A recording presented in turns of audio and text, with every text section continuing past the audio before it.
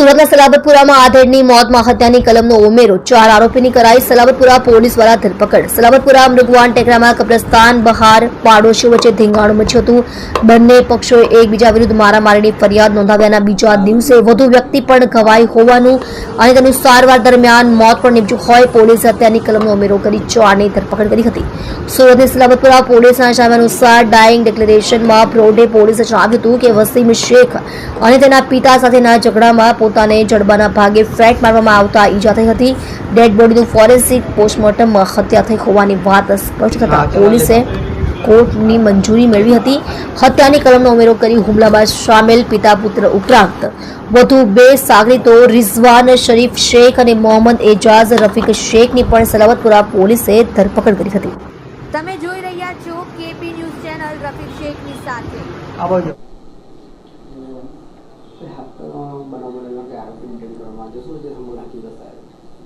તારીખ 6 સપ્ટેમ્બર શુક્રવારના બપોરે 2:30 થી 3 વાગ્યાના સમયમાં આ જે બનાવ બનેલો છે એના ફરિયાદી જે છે મોહમ્મદ અઝીમ એ સલાબતપુરાના હઝુરી ચેમ્બર માસૂમ પીર કબ્રસ્તાન ખાતે ગયા હતા અને ત્યાંથી બહાર નીકળી રહ્યા હતા ત્યારે આ જે બનાવના આરોપી છે વસીમ શેખ અને તેના પિતા મોહમ્મદ આરીફ શેખ એમણે જૂની અદાવતમાં આ બનાવના ફરિયાદી નઝીમ ઉપર હુમલો કરેલો હતો।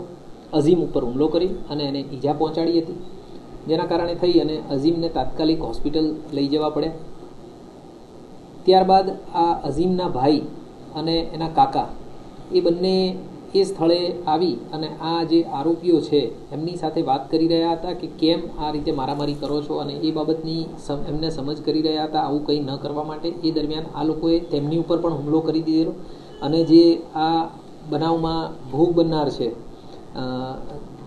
અઝીમના કાકા મોહમ્મદ હનીફ ગુલામ રસૂલ હાંસોટી એમની ઉપર એમના ફેસ ઉપર મુક્કા માર્યા અને એમને ગંભીર ઈજાઓ પહોંચાડી હતી, જેના કારણે તેમને હોસ્પિટલાઇઝ કરવામાં આવ્યા હતા અને આ હોસ્પિટલાઇઝ કરવામાં આવ્યા એ દરમિયાન તેમનું અવસાન થયું। જેથી આ જે બનાવ છે એમાં ભારતીય ન્યાય સંહિતાની કલમ 103(1), 189(2), 191(2), 190 અને 191(3)નો ઉમેરો કરવામાં આવેલો છે અને આ જે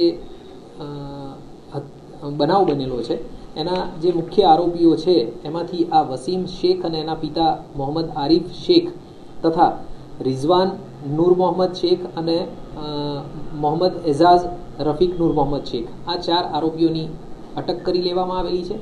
એક આરોપી અત્યારે હાલ પકડવાના બાકી છે, એની અત્યારે હાલ પોલીસ તપાસ કરી રહી છે। આ જે બંને પક્ષો છે એ એક જ મહોલ્લામાં ખૂબ નજીક જ રહે છે અને 2-2.5 વર્ષ પહેલાં પણ એમની વચ્ચે કોઈ બાબતે ઝઘડો થયેલો હતો એ હકીકત ધ્યાન પર આવેલી છે અને વધારે તપાસ અમારી ચાલુમાં છે।